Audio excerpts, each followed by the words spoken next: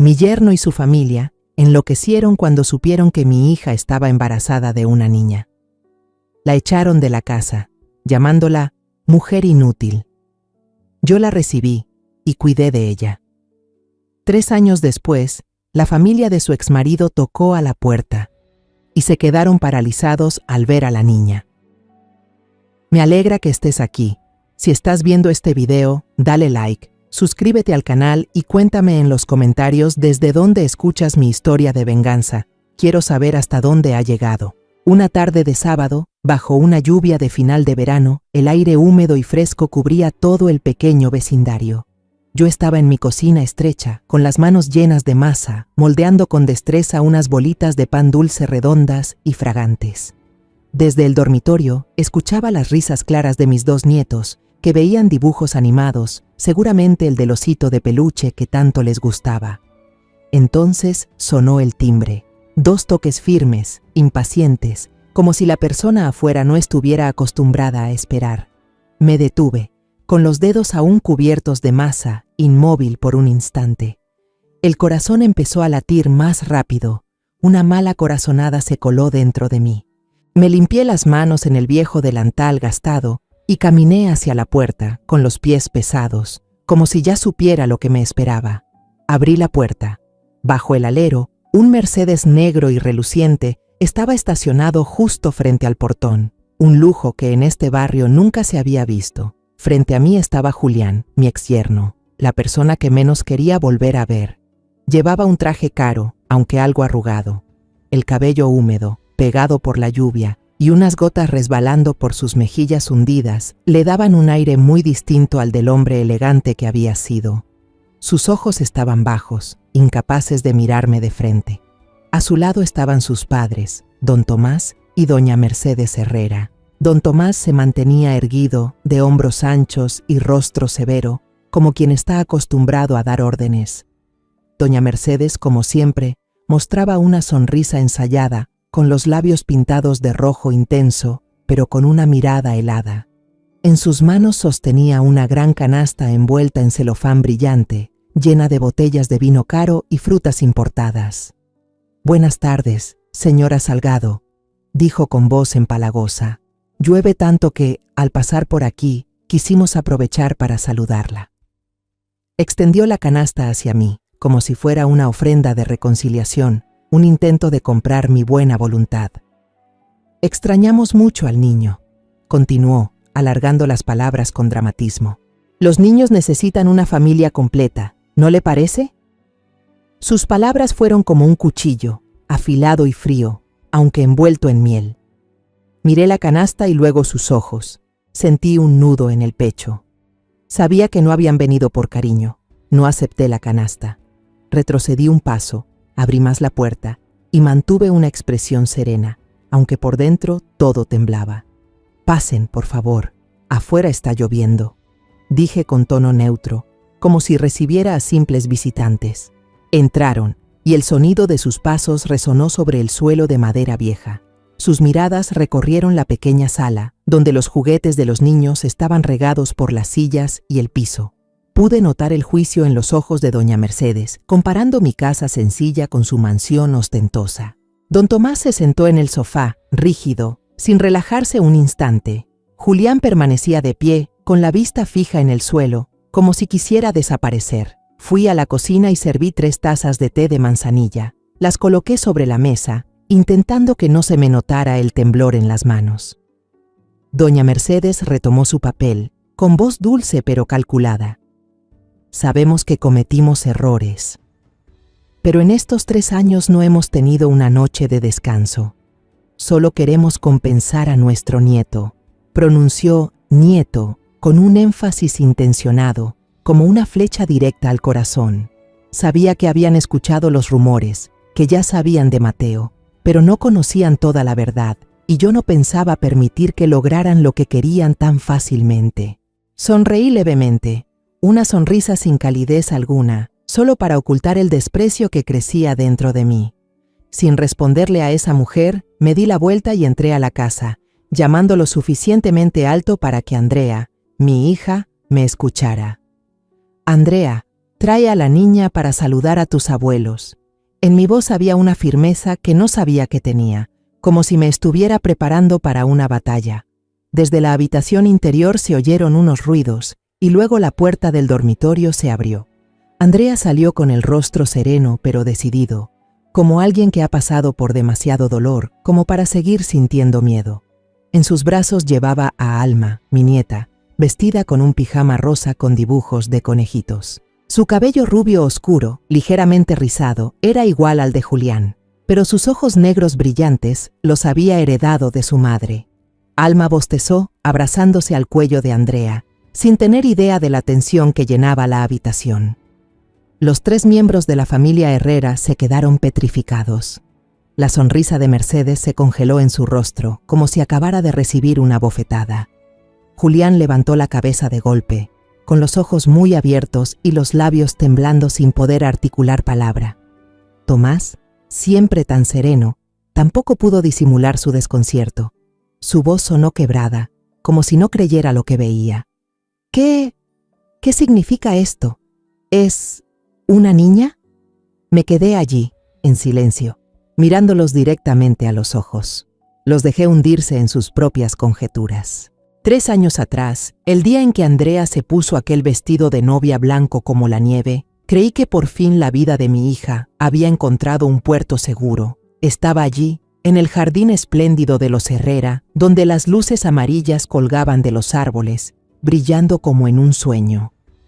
Rosas blancas y orquídeas adornaban el lugar, su fragancia dulce flotando en el aire. Tomé la mano de mi hija y la conduje por el sendero de grava blanca hacia el altar, en lugar de su padre ya fallecido. El vestido de Andrea rozaba suavemente el suelo, con una cola larga y elegante como una nube.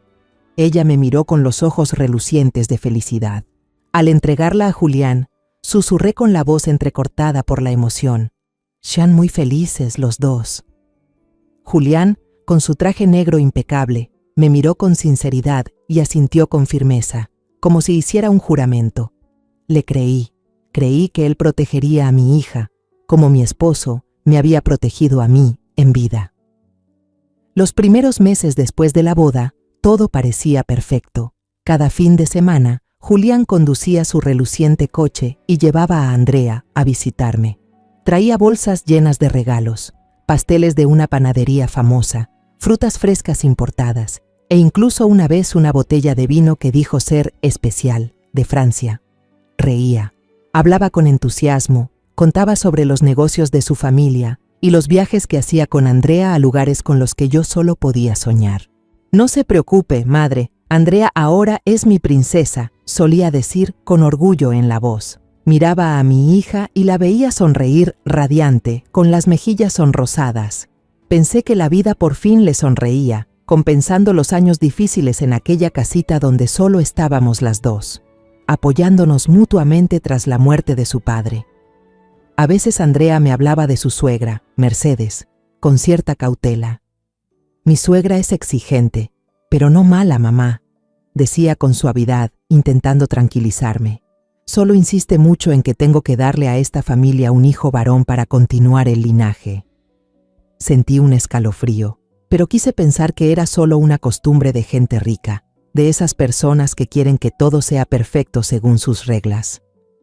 Intenté alejar la inquietud, convencerme de que Andrea sería amada en esa casa, como yo siempre la había amado. Un día, Andrea anunció que estaba embarazada. Recuerdo perfectamente ese momento. Estaba sentada en el porche, tomando una taza de té de manzanilla. El teléfono sonó y escuché la voz emocionada de Julián. «Mamá, Andrea está embarazada. Vamos a tener un bebé». Sentí cómo se me llenaban los ojos de lágrimas, no de tristeza, sino de felicidad. Imaginé el momento de tener a mi nieto en brazos, de escuchar las risas de un niño llenando esta casa. La familia Herrera organizó una fiesta para celebrarlo y me invitaron. La mansión estaba iluminada, los sirvientes iban y venían sin parar, y sobre la mesa había platos que nunca había visto en mi vida. Doña Mercedes levantó su copa de vino, sonrió con orgullo y declaró: «Este será el orgullo de la familia Herrera». Me senté allí, sintiéndome fuera de lugar entre tanto lujo, pero con el corazón cálido. Sin embargo, esa felicidad no duró mucho. Una tarde, mientras barría el patio, el teléfono volvió a sonar. Era Andrea. Su voz temblaba, muy distinta a la alegre de siempre. «Mamá», dijo, con un hilo de voz a punto de romperse. «Acabo de salir del ultrasonido. El doctor dijo que es una niña». No alcancé a responder. Solo se escuchó un largo silencio al otro lado, seguido por el sonido de un vaso rompiéndose. Luego, la voz aguda y cruel de Mercedes tronó, sin saber que yo estaba escuchando. «¿Una niña? ¡Qué inútil! Los Herrera no necesitan una bocona inútil como esa». Esa palabra inútil fue como un cuchillo directo al pecho. Llamé a Andrea, pero la llamada se cortó de golpe. Marqué su número una y otra vez, luego el de Julián, pero nadie contestó. Decenas de llamadas, ni una respuesta. Sentí que algo terrible estaba por venir. Un miedo indescriptible me apretaba el pecho. Exactamente una semana después, a medianoche, el teléfono sonó de nuevo. Me levanté de un salto, las manos temblando al tomarlo. Era el número de Andrea. «Mamá, ayúdame». Su voz se quebraba entre sollozos y el silbido del viento que entraba por el auricular. Me echaron de la casa. No pensé en nada más. Agarré mi viejo abrigo, subí al camión oxidado y me lancé bajo la lluvia torrencial. Llovía tan fuerte que los limpiaparabrisas no servían de nada, pero no me importó. Solo pensaba en Andrea, mi hija, a quien juré proteger toda la vida. Cuando llegué a la mansión Herrera, la escena me heló el alma. Andrea, con el vientre ya abultado, estaba arrodillada frente al portón cerrado. La lluvia la empapaba por completo, su cabello pegado al rostro, los hombros temblando. Su maleta había sido arrojada fuera. Estaba abierta, y la ropa del bebé flotaba en los charcos. Esos pequeños trajecitos, los gorros de lana que yo misma había tejido, ahora cubiertos de barro. Miré hacia la ventana del segundo piso y vi la silueta de Julián, solo por un segundo, antes de que la cortina se cerrara con brusquedad. Ni siquiera tuvo el valor de enfrentarnos. Corrí bajo la lluvia y la abracé. «Andrea, soy yo, mamá», susurré con la voz entrecortada. Me quité el abrigo y se lo puse encima, intentando cubrirla del frío. Andrea levantó la mirada, los ojos rojos, el rostro pálido. «Mamá, lo siento», sollozó. No la dejé terminar. La ayudé a ponerse de pie. La llevé despacio hacia el camión. Fui recogiendo cada prenda, cada calcetín diminuto, tratando de contener las lágrimas. No podía dejar que me viera débil. No ahora. Cuando puse mi mano en su hombro para guiarla hacia el vehículo, la sujeté con fuerza, el corazón hecho pedazos, y dentro de mí resonó una promesa silenciosa. Desde hoy, nadie volverá a lastimar a mi hija. Nadie. Al día siguiente de traer a Andrea a casa, me puse de inmediato a limpiar su antigua habitación. Era una habitación pequeña al final del pasillo, el lugar donde había crecido con sus sueños de juventud. Corrí las cortinas para dejar entrar la luz del sol, limpié el polvo del viejo escritorio y guardé con cuidado las fotos de boda que Andrea había colgado en la pared. Ella me ayudaba en silencio, sin decir una palabra, doblando las mantas con movimientos lentos, como si intentara doblar también las heridas de su corazón. Las primeras noches me despertaba sobresaltada por el llanto ahogado de Andrea en la habitación de al lado. Su llanto era tan tenue que parecía no querer que lo oyera, pero en aquella casa pequeña cada sonido se amplificaba. Una noche, incapaz de soportarlo más, empujé suavemente la puerta. Bajo la tenue luz de la lámpara, vi a Andrea acurrucada en la cama, abrazando su vientre, murmurando: «Perdóname, hijo, perdóname». Sus ojos estaban enrojecidos, su rostro cubierto de lágrimas. Me acerqué, me senté a su lado y la abracé. «No tienes nada de qué culparte, Andrea», le dije con la voz temblorosa. «Eres la persona más fuerte que conozco». Empecé a cocinar los platos más nutritivos que sabía, Los mismos que mi madre me preparaba cuando estaba embarazada de Andrea. Sopa de frijoles negros con aroma a comino, caldo de pollo con jengibre y jugo de naranja recién exprimido con mis propias manos. Tienes que comer, por ti y por el bebé, le decía mientras ponía el plato frente a ella. Andrea solo asentía, tomaba la cuchara, pero su mirada seguía vacía. La sacaba a caminar cada tarde por el barrio, entre calles cubiertas de árboles. Esperaba que el aire fresco y el canto de los pájaros le devolvieran algo de paz. Pero las miradas de los vecinos, las expresiones curiosas y los murmullos a nuestras espaldas hacían que Andrea bajara la cabeza. «Señora Salgado, ¿su hija fue abandonada por su marido?», me preguntó una vecina sin rodeos mientras compraba verduras en el mercado. Sonreí con frialdad y respondí: «Los asuntos de mi familia los arreglo yo». Pero por dentro sentí un dolor profundo. No solo sufría por Andrea, sino por lo cruel que podía ser el mundo con ella. Una semana después, el abogado de Julián llamó. Su voz era suave, demasiado educada, y pidió una cita para finalizar los trámites del divorcio. Miré a Andrea, esperando su reacción. Ella asintió, con una mirada cansada pero firme. «Vamos, mamá», dijo. Fuimos a una pequeña cafetería, no a una oficina elegante como había imaginado. Las mesas eran de madera vieja, el olor a café tostado impregnaba el aire y una lámpara colgante iluminaba tenuemente el lugar, como una burla silenciosa. Julián apareció con la mirada fría, sin dirigir una sola mirada a Andrea. Se sentó frente a nosotras, junto al abogado, como si solo hubiera ido a cerrar un trato. Puso sobre la mesa un cheque, con una cifra tan alta que me dejó sin aliento. Empujó el papel hacia Andrea y dijo con voz monótona: «Tómalo y no vuelvas a aparecer frente a mí». Miré a mi hija, esperando ver qué haría.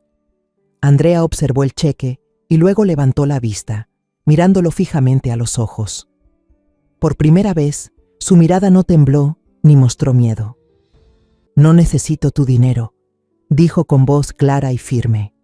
Empujó el cheque de vuelta con un gesto decidido, como quien marca un final. Julián sonrió con desprecio, una mueca cargada de arrogancia. Firmó los papeles del divorcio con un trazo fuerte, seco, como queriendo borrar a Andrea de su vida. Antes de irse, dijo con voz helada: «Yo no tengo ningún hijo. Ese bebé nunca existió para mí». Sus palabras fueron el último golpe, cortando cualquier esperanza que pudiera quedar en el corazón de Andrea. Le tomé la mano debajo de la mesa, intentando que no me viera llorar. Unos meses después, en una noche de tormenta, mientras Andrea y yo doblábamos la ropita de bebé que había preparado con tanto cuidado, de pronto ella soltó un grito, llevándose las manos al vientre. «Mamá, me duele mucho», susurró, con el rostro pálido como la cera. Me asusté al ver que había roto fuente, un mes antes de lo previsto. Llamé a la ambulancia de inmediato, pero la voz al otro lado de la línea me dijo que la tormenta había derribado árboles y bloqueado las carreteras. No había tiempo que perder. Cargué a Andrea en mi vieja camioneta y me lancé a través de la cortina de lluvia. El agua llegaba a media rueda, el viento silbaba contra los cristales, pero no sentía miedo. Solo pensaba en una cosa: llevar a mi hija a un lugar seguro. El centro de salud del pueblo era pequeño y carecía de todo. Solo había un médico anciano, de cabello completamente blanco, y 2 enfermeras jóvenes con miradas preocupadas. La sala de partos era sencilla, con un fuerte olor a desinfectante.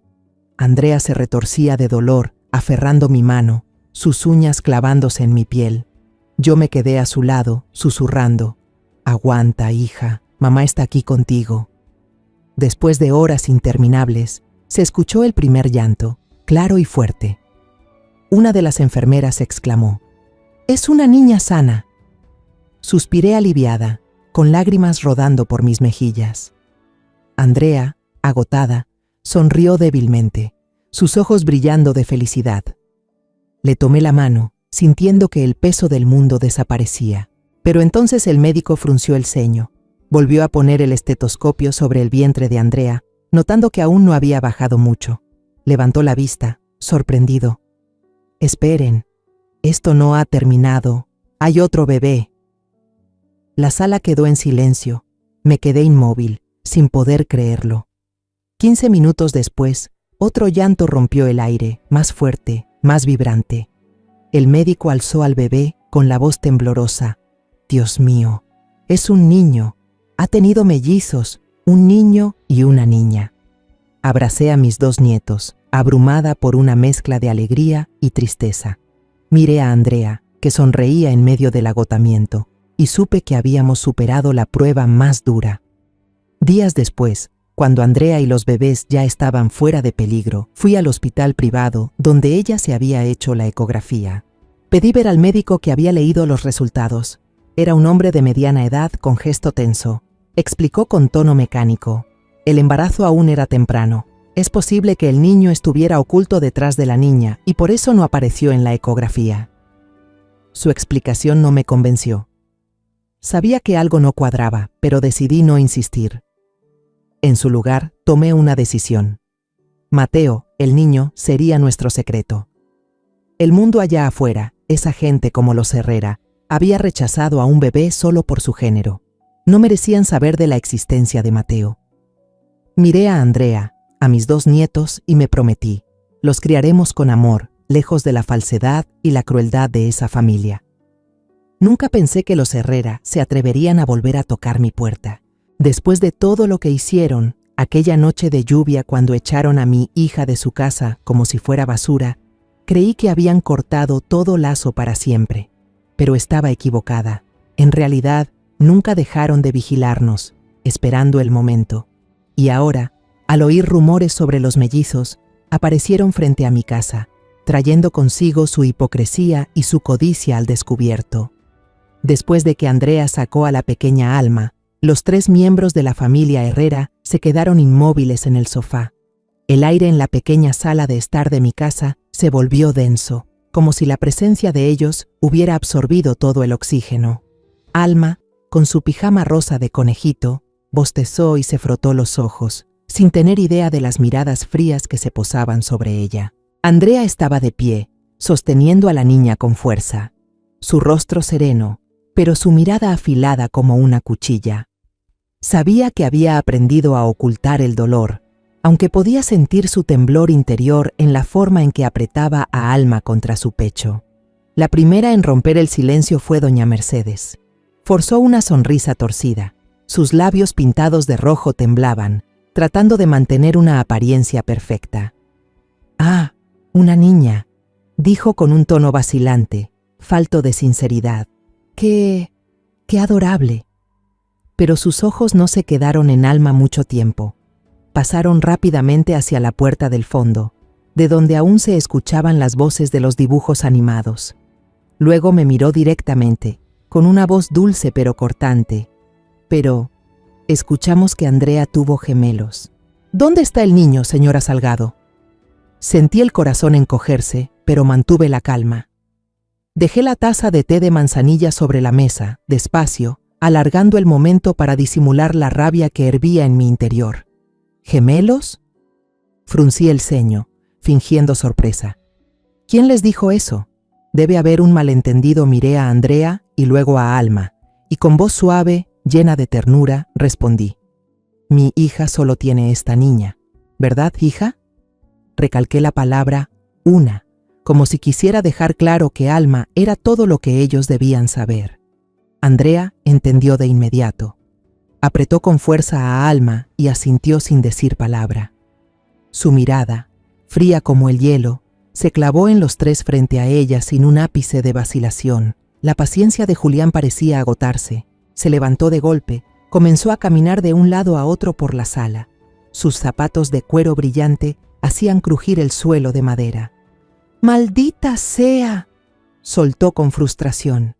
«Todo este viaje para nada». Se detuvo, me miró, luego miró a Andrea, con una mezcla de enojo y decepción en los ojos. Don Tomás, siempre tan correcto, perdió también su máscara de cortesía. Golpeó la mesa con la mano. El sonido fue leve, pero suficiente para que Alma se sobresaltara y se refugiara más en el pecho de su madre. «No hemos venido hasta aquí para ver a una cualquiera», gruñó, recalcando la palabra cualquiera como si escupiera una ofensa. ¿Dónde está nuestro nieto, señora Salgado? Su pregunta sonó como una declaración de guerra, como si tuviera derecho a exigir algo que ellos mismos habían despreciado. Sus palabras encendieron mi ira, pero pronto se apagó, reemplazada por un desprecio absoluto. Los miré uno por uno, a doña Mercedes con su sonrisa fingida, a don Tomás con su aire de superioridad y a Julián, cobarde, incapaz de enfrentar la verdad. No habían venido por arrepentimiento, no habían venido por amor, habían venido por Mateo, por el nieto heredero, por lo que consideraban el orgullo de su linaje. Para ellos, Alma, mi pequeña nieta, simplemente no existía. Me levanté, caminé directo hacia la puerta principal y la abrí de par en par. El aire frío entró, trayendo consigo el resto de la lluvia. Me giré hacia ellos y dije con voz tranquila pero firme: si ustedes han venido solo a buscar al nieto legítimo, lo siento, se han equivocado de casa. Aquí solo hay niños que son amados. Levanté el mentón hacia la salida y añadí sin titubear: pueden irse. La señora Mercedes se puso roja de furia. Se levantó de golpe, me señaló con el dedo y gritó, temblando de rabia: «Usted, ¿cómo se atreve?». Pero yo no me moví. La miré directo a los ojos y respondí con voz serena: «Me atrevo. Esta es mi casa y no doy la bienvenida a quienes tratan a sus nietos como mercancía». Mis palabras cayeron como una muralla de acero entre nosotros. Vi la confusión en los ojos de la señora Mercedes, la impotencia en los de don Tomás. Pero Julián, él solo se quedó quieto, mirando a Andrea y a Alma. Por un momento, percibí un destello de remordimiento en su mirada, como si recordara lo que había perdido. Pero esa luz se apagó enseguida con la mirada helada de su padre. Se marcharon cabizbajos, dejando la canasta de regalos sin abrir. Cerré la puerta de golpe. El sonido seco resonó como una declaración final. Andrea estaba detrás de mí, abrazando a Alma, y sus hombros temblaban. Me giré y las abracé a ambas, sintiendo el calor del cuerpecito de Alma y los latidos acelerados de Andrea. «Mamá», murmuró la joven con voz entrecortada. «No tengas miedo, hija», le dije con firmeza, aunque por dentro aún estaba temblando. «No dejaré que vuelvan a hacerles daño, ni a ti ni a los niños». Las semanas siguientes a la visita de los Herrera pasaron en una calma falsa. Mi pequeña casa seguía llena de las risas de Alma y Mateo, pero no podía quitarme de encima una sensación de inquietud. Me volví más precavida. Ya no dejaba a los niños jugar afuera como antes. Cada vez que los llevaba al patio, miraba alrededor, buscando si había alguien observando desde lejos. No quería que notaran mi miedo, pero cada vez que un coche pasaba frente a la casa, mi corazón se encogía. Una tarde, mientras remendaba el suéter roto de Mateo, doña Carmen, mi vecina amable, llamó a la puerta con un plato de pan de plátano recién hecho. Se sentó, dio un sorbo a su té y comentó sin pensar: «Estos días hay un hombre extraño rondando la esquina, preguntando por su casa, doña Salgado». Habló con curiosidad, sin mala intención, pero sus palabras me atravesaron como una aguja.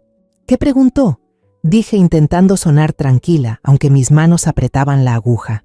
Doña Carmen se encogió de hombros.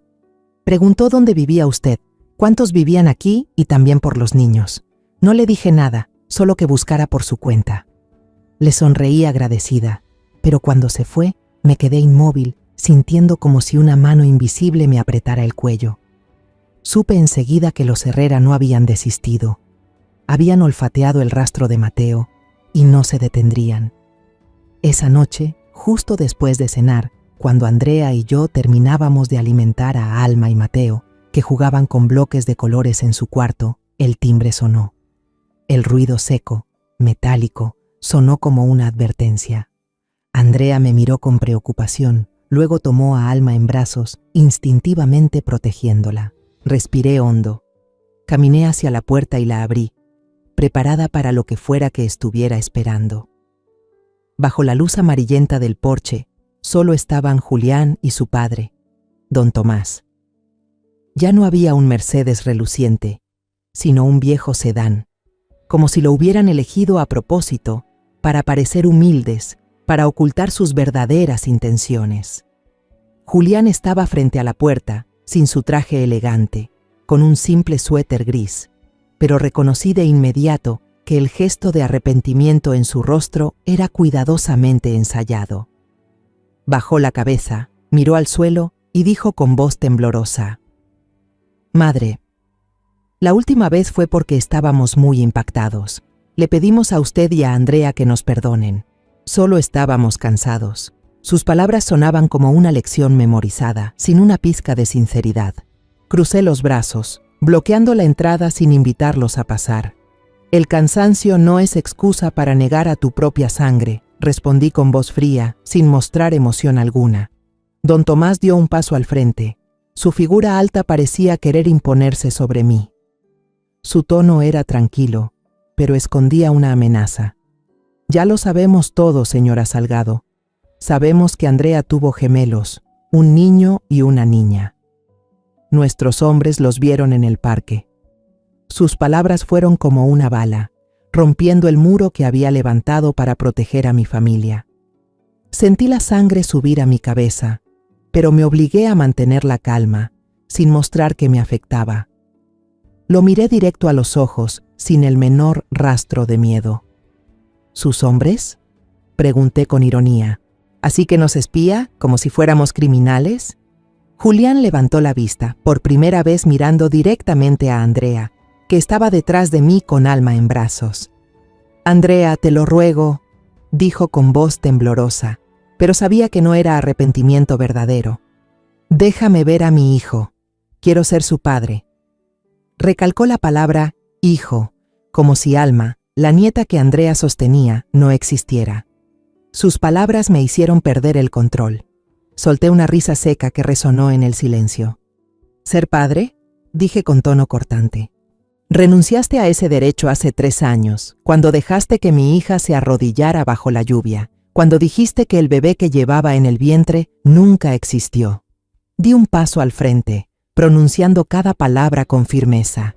«Si de verdad extrañas a tus hijos, aquí tienes a mi hija y a mi nieta, pero ustedes las trataron como basura. No merecen volver a ver a ninguno de mis nietos». Mis palabras fueron como una muralla de acero, implacables. Vi que la mirada de Julián vaciló, pero don Tomás seguía con el rostro endurecido, como un hombre que no acepta un no por respuesta. En ese momento, se escucharon unos pasitos desde adentro. Mateo, curioso como todo niño, corrió hacia afuera y se escondió tras mis piernas, mirándolos con sus grandes ojos. «Abuela, ¿quiénes son?», preguntó con voz inocente, sin entender nada, pero su pregunta me atravesó el corazón. Las miradas de Julián y don Tomás se clavaron en Mateo, llenas de deseo y codicia. Pude ver claramente lo que querían, no por amor, sino por lo que llamaban el heredero. Con suavidad, empujé a Mateo hacia adentro y cerré la puerta del cuarto, protegiéndolo de esas miradas. «Ve a jugar con tu hermana, hijo», le dije con voz dulce, intentando que no notara la tensión. La máscara de don Tomás finalmente cayó. Se acercó más, su voz sonó como una amenaza. «No se atreva a actuar así. Nos está impidiendo ver a nuestro nieto. La demandaremos». Julián intervino, con tono más firme, como si hubiera recuperado el valor. «La ley estará de nuestro lado. El niño necesita a su padre, necesita un futuro mejor que este lugar miserable». La palabra miserable fue como una bofetada. Miré alrededor de mi pequeña casa, donde había criado a Andrea y protegía a mis nietos. Podría no ser lujosa, pero estaba llena de amor. Y él, que había abandonado a su propia sangre, se atrevía a llamarla miserable. Miré directamente a sus ojos, sin un ápice de miedo. «Háganlo», dije con voz tranquila pero fría. «No le temo a los mentirosos. Estoy lista para enfrentarme a ustedes en el tribunal». Retrocedí un paso. Puse la mano en el picaporte y cerré la puerta de golpe frente a ellos. El sonido seco del cerrojo resonó como una declaración firme. No tenían lugar en nuestras vidas. Justo una semana después de que la familia Herrera se marchara de mi casa con el rostro lleno de ira, un cartero apareció en la puerta. Me entregó un sobre grueso con el sello rojo del tribunal de la ciudad. Me quedé allí, con el sobre en la mano, el corazón latiendo tan fuerte que parecía querer salirse del pecho. Supe de inmediato que era lo que tanto temía. Entré a la casa, abrí el sobre, y cada línea de la demanda fue como una puñalada. Los Herrera exigían el reconocimiento de la paternidad entre Julián y Mateo, además de reclamar la custodia total de Mateo Herrera. Incluso ya le habían puesto su apellido al niño, como si fuera un objeto que podían apropiarse. Andrea, sentada a mi lado, leyó el documento con las manos temblorosas, mientras las lágrimas caían silenciosas por sus mejillas. «Mamá», susurró, con la voz quebrada. La abracé con fuerza y traté de mantenerme firme. «No tengas miedo, Andrea. La verdad estará de nuestro lado», pero por dentro también temblaba. No por miedo a perder, sino porque sabía que esta batalla arrastraría a mi familia hacia una nueva tormenta. A la mañana siguiente, al abrir el periódico más importante de la región, un titular escandaloso me saltó a la vista. Tragedia de la familia. Herrera, la abuela egoísta impide que vean a su nieto legítimo. Acompañaba una foto cuidadosamente preparada. Julián, demacrado, sentado junto a sus padres mayores. Doña Mercedes secándose las lágrimas con un pañuelo caro. El contenido del artículo era una completa mentira. Decían que habían sido engañados sobre la existencia de Mateo, que habían intentado reconciliarse, pero que Andrea y yo lo habíamos impedido. Peor aún, insinuaban que reteníamos al niño para sacarle dinero a su familia rica. Leí esas palabras apretando el periódico hasta arrugarlo, mientras la rabia me invadía, sustituida enseguida por una tristeza profunda. No solo querían quitarme a Mateo, también querían destruir nuestro honor, hacernos ver como codiciosas y crueles ante el mundo. Las consecuencias del artículo llegaron de inmediato. Esa mañana llevé a Alma y a Mateo al mercado como siempre. Los niños me tomaban de la mano, contándome sus historias del jardín de infancia, pero noté las miradas extrañas a nuestro alrededor. La vendedora de verduras, que solía saludarme con alegría, ahora se limitó a pesar los productos en silencio antes de apartarse. Un frutero cercano murmuró a un cliente: «¡Qué avaras! Se quedan con el niño para sacarle dinero a los ricos». Escuché cada palabra como agujas en el corazón. Apreté las manos de Alma y Mateo y forcé una sonrisa para que no notaran nada, aunque por dentro me pesaba el alma. En el camino de regreso, Mateo preguntó inocente: «Abuela, ¿por qué la señora de las verduras no me dio un caramelo hoy?». Solo le acaricié la cabeza y respondí con voz entrecortada: «Se le acabaron los caramelos, mañana te compraré uno». «¿Sí?». Pero en el fondo sabía que no era cuestión de caramelos, sino del juicio del mundo exterior. La reunión mensual del club de lectura, donde antes se encontraba alegría entre libros e historias compartidas, se había convertido en una frontera invisible. La presidenta, que solía invitarme a tomar té, cambió repentinamente el tema del día por la importancia del linaje familiar. Mis antiguas amigas evitaban mirarme a los ojos. Algunas murmuraban entre ellas cuando pasaba. Traté de quedarme unos minutos, pero el ambiente se volvió insoportable. Me levanté, guardé mis cosas y me fui a mitad de la reunión. Afuera, la luz del atardecer caía sobre mis hombros, pero me sentí más sola que nunca.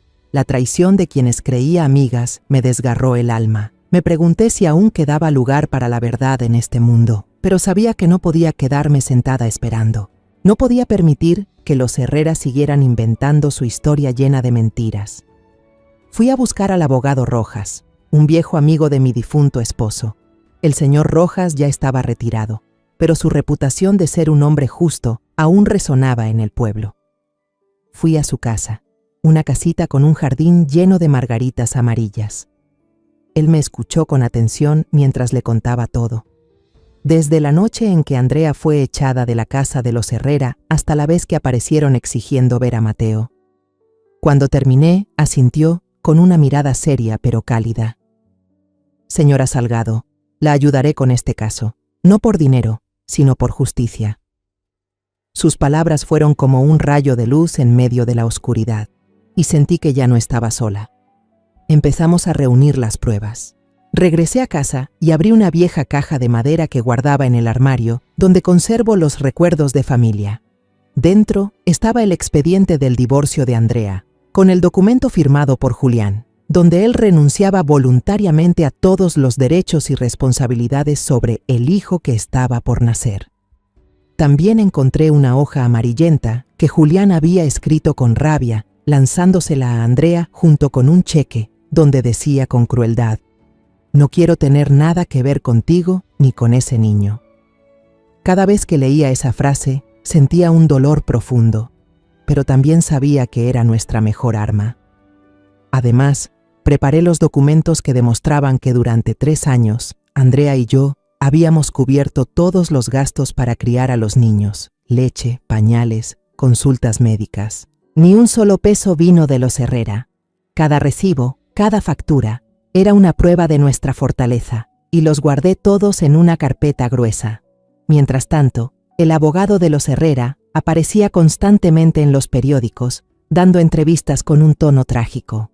Hablaban del dolor de una familia separada, del amor que sienten por un nieto al que nunca conocieron. Cada palabra era una capa de pintura falsa, escondiendo su egoísmo y su avaricia. Andrea y yo decidimos guardar silencio. El señor Rojas me dijo, con voz tranquila pero firme: «Déjelos hablar, señora Salgado. Cuanto más hablen, más se equivocarán. Nosotros hablaremos solo una vez, en el tribunal». Sus palabras me dieron fuerza, aunque la preocupación seguía ahí. Cada noche me sentaba en la sala, miraba a mis nietos dormir y me preguntaba: si perdemos, ¿cómo podré protegerlos? La noche antes del juicio, Andrea y yo nos sentamos frente a frente en la sala. La luz amarilla del foco iluminaba su rostro, haciéndola parecer fuerte y frágil a la vez.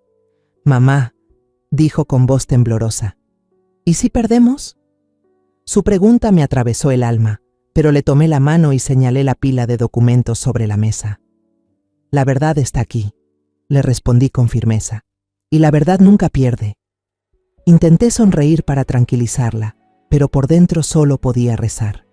Recé por la justicia, por mis nietos y por Andrea, que ya había sufrido demasiado. El día del juicio, en el Tribunal de Familia de la ciudad, la sala estaba cargada de tensión. El aire era espeso, lleno de miradas curiosas. A la izquierda, los periodistas esperaban con sus cámaras, listos para convertir nuestra historia en titulares sensacionalistas. A la derecha, los vecinos del pueblo, algunos de los que antes eran amables, ahora me daban la espalda.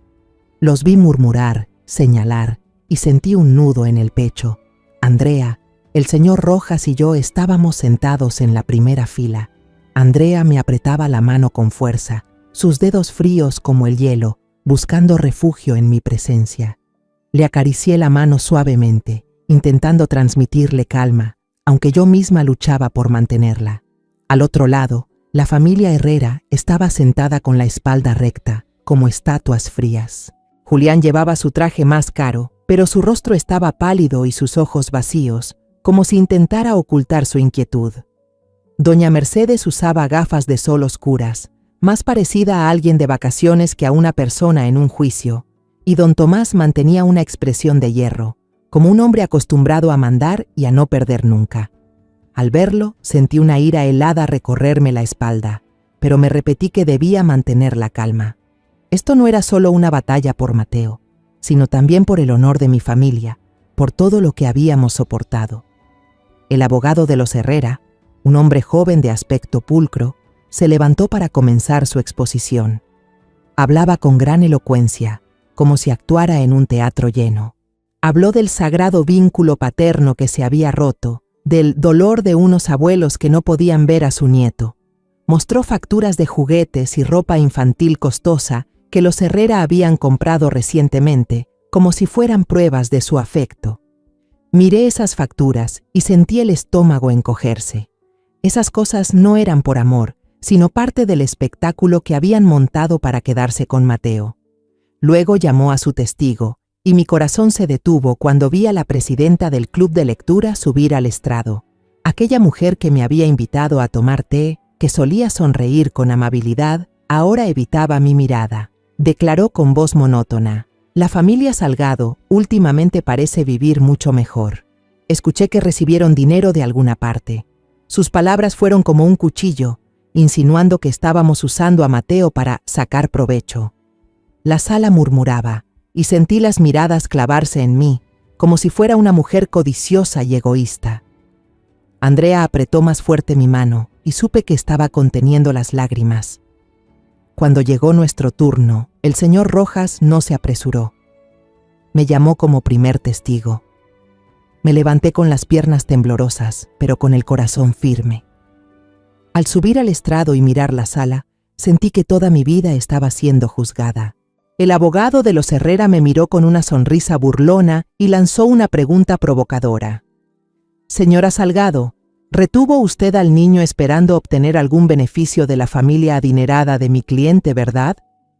La sala volvió a murmurar, y el murmullo era como agujas clavándose en mi pecho. Respiré hondo, lo miré a los ojos y luego giré hacia Julián, diciendo con voz baja pero firme, que resonó en toda la sala. ¿Beneficio? Solo he cuidado lo que ustedes abandonaron. Comencé a hablar, cada palabra saliendo desde lo más profundo de mi alma. Conté aquella noche de lluvia, 3 años atrás, cuando encontré a Andrea arrodillada frente al portón de los Herrera, con el vientre hinchado y la ropa del bebé tirada en el barro. Describí la silueta de Julián detrás de la cortina, mirándola sin salir a ayudar. Relaté los días y noches que siguieron, cuando Andrea y yo enfrentamos todo solas, sin un solo peso de ayuda de los Herrera. El silencio se adueñó de la sala, solo se oía mi voz, pausada pero llena de fuerza. Vi a algunas personas agachar la cabeza, a otras limpiarse las lágrimas. No hablaba para inspirar lástima, hablaba para que la verdad saliera a la luz. El señor Rojas se levantó y comenzó a presentar las pruebas. La pantalla grande de la sala se iluminó. Primero, leyó en voz alta la cláusula del acta de divorcio, donde Julián firmó renunciando voluntariamente a todos los derechos y responsabilidades sobre el hijo por nacer. La jueza, una mujer de mediana edad con mirada severa, le pidió a Julián confirmar la firma. Él murmuró, apenas audible, «Sí, es mía». La sala entera exclamó, y vi cómo su rostro se tornaba aún más pálido. Luego, el señor Rojas presentó la carta original escrita a mano por Julián ante el juez y proyectó la imagen en la pantalla. La frase «No quiero tener nada que ver contigo ni con el bebé» apareció claramente, como una cuchillada que rompía la farsa de la familia Herrera. Un murmullo de asombro recorrió la sala. Los periodistas comenzaron a tomar fotos sin parar. Miré a Julián. Tenía la cabeza agachada y las manos apretadas sobre el brazo de la silla. La señora Mercedes se quitó las gafas oscuras, con la mirada llena de pánico, mientras que don Tomás permanecía inmóvil, como si intentara conservar el último resto de orgullo.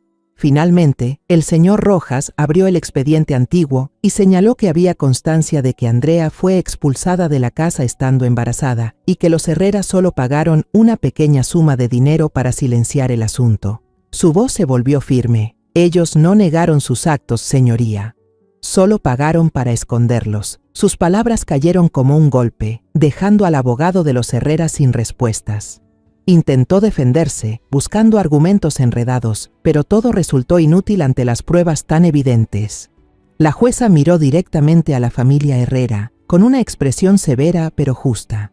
Este juicio no trata sobre la paternidad, sino sobre el honor y la responsabilidad, dijo con voz resonante. Está claro que ustedes abandonaron a ese niño hace 3 años. Golpeó con fuerza el mazo sobre la mesa, el sonido seco marcando la sentencia final. El tribunal rechaza la demanda del señor Julián Herrera. La custodia legal de los menores Mateo y Alma Salgado pertenece exclusivamente a su madre, la señora Andrea Salgado, y a su abuela. Sentí como si el mundo entero se hubiera detenido. Andrea me abrazó con fuerza, las lágrimas corriendo por sus mejillas. La abracé de vuelta, sintiendo el calor y el alivio que emanaban de ambas. El señor Rojas sonrió, puso su mano sobre mi hombro y susurró: «Lo logramos, señora Salgado». Miré hacia el lado de los Herrera. Los 2 ancianos tenían la cabeza baja y Julián permanecía inmóvil, con el rostro pálido como el papel. En ese momento no sentí satisfacción, sino una tristeza profunda. Ellos habían perdido, pero el precio de su egoísmo y de sus mentiras era algo que cargarían por el resto de sus vidas. Cuando la puerta de la sala se cerró detrás de nosotras, salí junto a Andrea. La multitud de periodistas se abalanzó, con micrófonos y cámaras apuntando hacia nosotras. Esta vez, sus miradas no eran de juicio, sino de empatía, como si finalmente entendieran un poco nuestra historia. El señor Rojas, con su habitual calma, dio un paso al frente y levantó la mano para contenerlos. Solo dijo una frase corta, con voz firme: «La justicia ha sido servida». Lo miré, con el corazón lleno de gratitud. Aquellas palabras, aunque simples, se sintieron como una brisa fresca que disipaba parte del peso que llevaba dentro. Del otro lado, la familia Herrera no tuvo la misma suerte. Los rodeaban los reporteros, los flashes no dejaban de parpadear y los gritos del público llenaban el aire. Julián, con el rostro grisáceo, intentaba abrirse paso entre la multitud, mientras don Tomás y la señora Mercedes necesitaban guardaespaldas para llegar al coche. Los observé marcharse cabizbajos y, otra vez, no sentí placer, solo una tristeza profunda. Ellos mismos habían cavado su propia tumba y ahora debían pagar el precio de su egoísmo y su engaño. A la mañana siguiente, me levanté temprano, preparé una taza de té de manzanilla y abrí el periódico más grande de la región. El titular me saltó a la vista: «La verdad detrás del caso de la familia Herrera. Privados del derecho de visita por discriminación de género y abandono familiar». El artículo relataba con detalle la audiencia, desde las pruebas irrefutables que presentamos hasta la torpeza del abogado de los Herrera. Revelaban la historia real, la noche en que Andrea fue echada de su casa, la carta escrita a mano y llena de veneno de Julián, y la verdad de que los Herrera nunca se interesaron por Alma, solo porque era una niña. Leía con las manos temblorosas, no por ira, sino porque al fin la verdad había sido reconocida. El honor de mi familia, ese que intentaron manchar, ahora nos era devuelto. Las consecuencias para los Herrera llegaron más rápido de lo que imaginaba. A los pocos días, un importante socio internacional de la constructora de los Herrera anunció la cancelación de su contrato con una razón clara: no colaboramos con una empresa cuyo liderazgo carece de ética. Sus acciones se desplomaron y escuché que otros inversionistas también comenzaron a retirar su dinero. Don Tomás, siempre tan orgulloso de su posición, se vio obligado a renunciar a la presidencia del consejo directivo, un golpe directo a su orgullo. La señora Mercedes, que siempre había vivido por las apariencias, cayó realmente enferma. No se atrevía a salir de casa y cortó todo contacto social, como si quisiera esconderse de las miradas juzgadoras. No sentí lástima, pero tampoco alegría. Cosecharon lo que sembraron, y yo solo deseaba que dejaran en paz a mi familia. Pero Julián, en lugar de arrepentirse, se volvió más rencoroso. Escuché que se sentía humillado públicamente, despojado de todo. Para alguien como él, el fracaso nunca es fácil de aceptar.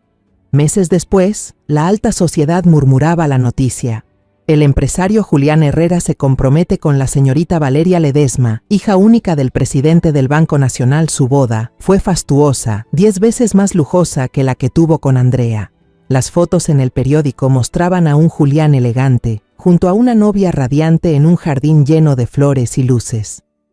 Se decía que estaba intentando levantarse para demostrar que seguía siendo el ganador, que podía tener algo mejor. Pero al mirar sus ojos en esas fotos, vi un vacío imposible de disimular. Nuestra vida, mientras tanto, fue volviendo poco a poco a la normalidad, aunque una normalidad distinta. Una mañana, la señora Carmen, la vecina que me había advertido sobre los hombres sospechosos, llamó a mi puerta con un plato de pan de plátano. «Señora Salgado, lo siento», dijo con una mirada llena de culpa. «Creí en las mentiras de los periódicos. Me equivoqué». Sonreí, acepté el plato y la invité a tomar té. Las mujeres del club de lectura también empezaron a contactarme de nuevo, invitándome a las reuniones.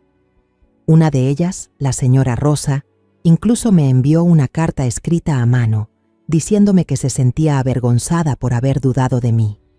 Leí la carta con alivio, aunque no sin cierta tristeza. El honor de mi familia había sido restaurado, pero las cicatrices de los días de juicio seguían allí, latentes en el corazón. Andrea, durante todo este tiempo, cambió. Ya no lloraba, ni guardaba rencor. Una tarde, mientras doblaba la ropa de Alma y Mateo, entró con un periódico donde aparecía la boda lujosa de Julián. Esperé alguna reacción, una lágrima, una palabra amarga, pero Andrea solo dobló el periódico con calma y lo dejó sobre la mesa. «Ya no me importa, mamá», dijo con una voz serena pero firme. «Él puede vivir la vida que quiera, pero yo tengo a Alma y a Mateo. Eso es suficiente». La miré y vi que la fuerza había reemplazado al dolor de antaño, y sentí un profundo orgullo en el pecho. Esa noche, mientras les leía un cuento a Alma y Mateo antes de dormir, miré de reojo el periódico que aún estaba sobre la mesa. La foto de boda de Julián y Valeria Ledesma brillaba bajo la luz, pero yo solo sonreí para mis adentros. Pensé, una persona que intenta demostrar que es feliz suele ser la más vacía por dentro. No lo pensé para burlarme de Julián, sino porque era una verdad que había aprendido con los años. La verdadera felicidad no está en lo que se muestra al mundo, sino en momentos como este, cuando me siento aquí, escuchando las risas de mis nietos y sintiendo el calor de mi familia. Han pasado 3 años desde el juicio, y nuestra vida ha encontrado un nuevo ritmo, aunque no siempre sea fácil. Andrea consiguió un trabajo de contadora a medio tiempo en una pequeña librería del centro del pueblo. No gana mucho, pero le alcanza para tener un ingreso propio y, lo más importante, recuperar su confianza. Veo cómo sus ojos brillan cada vez que habla de los nuevos libros que llegan o cuando ayuda a un cliente a encontrar su novela favorita. Esos momentos me dan paz, como si estuviera viendo cómo sana poco a poco las heridas que la familia Herrera dejó atrás. Mateo y Alma ya tienen 6 años y comenzaron la escuela primaria. Mateo es un niño inquieto, siempre corriendo por la casa, abrazando su balón de fútbol como si fuera un tesoro. Puede pasar todo el día jugando en el patio con los chicos del barrio, sonriente aunque esté empapado en sudor. Alma, en cambio, es más tranquila. Le gusta sentarse junto a la ventana y dibujar. Sus dibujos, llenos de margaritas, me llenan el corazón de una calidez difícil de explicar. Esos 2 niños son la alegría y la luz de esta casa. Cada noche, cuando se acurrucan a mi lado para escuchar un cuento o se ríen por alguna tontería, siento que todo lo vivido ha valido la pena. A veces todavía escucho rumores sobre la familia Herrera. Su empresa logró salir de la crisis gracias al apoyo de los Ledesma, pero nunca recuperaron el prestigio que alguna vez tuvieron. Don Tomás ahora es solo una sombra de sí mismo y casi no aparece en los eventos sociales. Doña Mercedes, que vivía pendiente de las apariencias, prácticamente desapareció de las fiestas de la alta sociedad. No pienso mucho en ellos, pero esas historias me llegan, como un recordatorio de que la justicia, aunque tarde, siempre encuentra su camino. Una noche de otoño, con el aire algo frío, estaba recogiendo la mesa después de cenar. Andrea revisaba las tareas de Alma y Mateo, sonriendo de vez en cuando Mateo le mostraba un ejercicio que la maestra había elogiado. La casa estaba en calma. Solo se oían las hojas de los cuadernos y los susurros de los niños. Entonces sonó el timbre. 2 golpes secos, como un cuchillo que corta el silencio. Mi corazón dio un salto, como si los recuerdos de los enfrentamientos con los Herrera volvieran de golpe. Andrea levantó la vista, con un brillo de preocupación. Respiré hondo, me limpié las manos en el delantal y fui a abrir la puerta. Bajo la luz amarillenta del porche, vi a Julián. Ya no era el mismo de hace 3 años, sin su traje elegante ni su mirada altiva. Llevaba un abrigo gastado, se veía delgado, con la barba crecida y el rostro demacrado. Las ojeras profundas hablaban de noches sin dormir. Estaba ahí, encogido, como un hombre derrotado por la vida. «Yo», murmuró con voz ronca, mirando al suelo, «no vengo a reclamar a los niños. Solo quiero pedir perdón». Me quedé en silencio, de pie frente a la puerta, sin invitarlo a pasar. Quería escuchar lo que iba a decir, pero dentro de mí ya no quedaba espacio para la confianza. Él respiró hondo y empezó a hablar, con una voz entrecortada, como si cada palabra le costara sacarla desde lo más profundo. Habló sobre su matrimonio con Valeria Ledesma, un contrato económico más que una historia de amor. Ella es hermosa, pero fría, dijo, con una sonrisa amarga. Siempre quiere controlar todo, siempre celosa de mi pasado. Dice que soy un fracasado porque no pude mantener a mis hijos. Contó que habían intentado todo tipo de tratamientos, dentro y fuera del país, pero después de 3 años seguían sin poder tener hijos.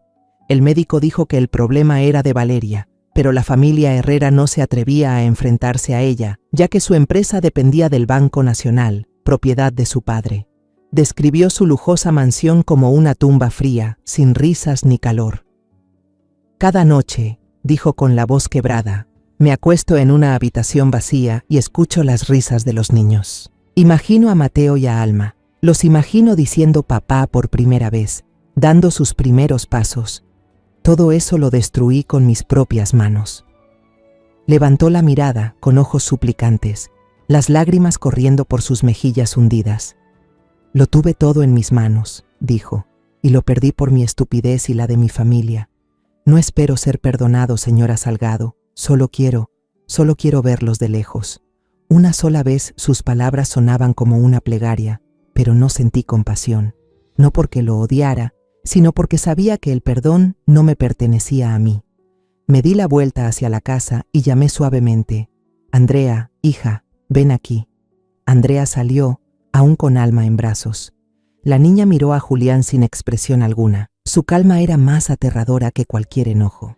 Julián la observó, como un reo frente a su juez, con la cabeza baja. «¿Andrea?», murmuró, pero ella no lo dejó terminar. Andrea lo miró un largo momento antes de hablar, con voz tranquila y serena. «Ya te perdoné, Julián». Hace mucho tiempo él levantó la cabeza, con un destello de esperanza en los ojos, pero Andrea continuó con el mismo tono. «Pero te perdoné no para volver contigo, ni para que seas parte de la vida de mis hijos. Te perdoné para poder estar en paz conmigo misma». Sus palabras fueron como un corte limpio, sin rencor ni ira, solo la verdad dicha con sencillez. Luego dio un paso atrás, se paró junto a mí y abrazó a Alma con fuerza. «Vete», dijo Andrea, sin que su voz temblara. Julián se quedó quieto, como si quisiera decir algo más, pero la mirada de Andrea dejaba claro que ya no había nada que decir. Se dio la vuelta y se alejó bajo la luz tenue de la calle, su figura delgada perdiéndose poco a poco en la oscuridad. Después de aquella noche en que Julián apareció frente a mi casa, nunca volvió a molestarnos. Pero a veces, en las tardes de fin de semana, veía su viejo sedán estacionado al principio de la calle. Nunca tocaba la puerta, nunca pedía nada. Solo se quedaba allí, cerca de la cerca de madera, dejando algunas cosas, un coche a control remoto, un estuche de marcadores de colores o una caja de galletas que a Alma y Mateo les encantaban. Esos regalos siempre estaban envueltos con cuidado, acompañados de una pequeña nota escrita con letra temblorosa, para los niños. Mateo y Alma, con la inocencia de los niños, siempre corrían emocionados a recibir los regalos. «Ah, el tío amable ha llegado», gritó Mateo, abrazando con fuerza el coche de juguete, con los ojos brillando de alegría. Alma sostenía una caja de lápices de colores, murmuró un tímido «gracias», antes de girarse hacia mí para presumir. «Abuela, hoy la maestra me dijo que dibujo muy bien». Julián solo se quedó allí, sonriendo, pero su sonrisa era triste y sus ojos estaban húmedos. Una vez se agachó para abrazar rápidamente a los niños, apenas unos segundos. Luego se enderezó y se marchó sin mirar atrás. Andrea y yo lo observamos desde la ventana, sin decir una palabra. No había enojo ni satisfacción, solo una silenciosa aceptación. Los niños no sabían que era su padre, y tal vez así era mejor. El día del aniversario de la muerte de mi esposo, como cada año, Andrea y yo llevamos a Alma y Mateo a visitar su tumba. El cementerio estaba en las afueras, donde las hileras de eucaliptos se alzaban rectas y las hojas susurraban con el viento. Limpié la lápida y coloqué sobre ella un ramo de crisantemos amarillos, las flores favoritas de mi marido. Alma y Mateo jugaban cerca, sus risas puras resonando en el aire tranquilo. Me senté junto a la tumba y le susurré en voz baja: «¿Ves, amor? Estamos bien. Andrea es más fuerte de lo que pensabas, y los nietos son nuestra mayor alegría. Andrea se sentó a mi lado, apoyó la cabeza en mi hombro sin decir nada. Sentí el calor de su cuerpo y por un instante una profunda paz me envolvió. Entonces Andrea habló, con una voz suave como el viento. Mamá, ya no siento odio por Julián, solo siento alivio. Verlo así no me da felicidad. Sus palabras me dejaron inmóvil. Le acaricié el cabello y sonreí. Has aprendido una lección que muchos adultos nunca comprenden. A veces la verdadera victoria no está en vencer al enemigo, sino en encontrar la paz dentro de uno mismo. Andrea asintió, con una luz nueva en los ojos, como si acabara de soltar un peso invisible. La miré y vi la madurez que el dolor había forjado en ella, y me llené de orgullo. Cuando regresamos a casa, ya caía la tarde. La luz del atardecer teñía de oro la pequeña calle, con las casas escondidas entre los árboles. Estaba abriendo la puerta cuando vi a Julián allí, frente a la cerca. Esta vez no traía regalos. Solo estaba de pie, como una sombra, con las manos metidas en los bolsillos de su abrigo gastado. Su rostro se veía más demacrado que la última vez que lo vi, con ojeras más profundas. Me miró, y en sus ojos ya no había súplica, solo el cansancio de quien ha atravesado demasiadas pérdidas. Mateo y Alma lo vieron y corrieron enseguida hacia él. «¡Tío bueno!», gritó Mateo, tirando de su mano mientras decía emocionado. «Tío, hoy fuimos a visitar al abuelo. El abuelo está en la colina, hay muchos árboles bonitos allí». Alma intervino con voz suave. «Le hice un dibujo al abuelo. ¿Quieres verlo?». Julián se agachó, les acarició la cabeza, con una sonrisa triste en los labios. Entonces Mateo, con la inocencia de un niño, preguntó: «Tío, ¿tú tienes papá? ¿Tu papá te quiere?». La pregunta inocente del niño fue como una puñalada. Julián se quedó paralizado. No pudo responder, solo bajó la cabeza y apretó con fuerza el cabello de Alma y Mateo, como si quisiera retener ese momento un poco más. Andrea estaba en el umbral, observando la escena. En sus ojos ya no había tormenta, ni dolor ni rencor. Me quedé a su lado, sintiendo la fuerza que emanaba de ella. Julián levantó la vista, miró a Andrea y luego a mí.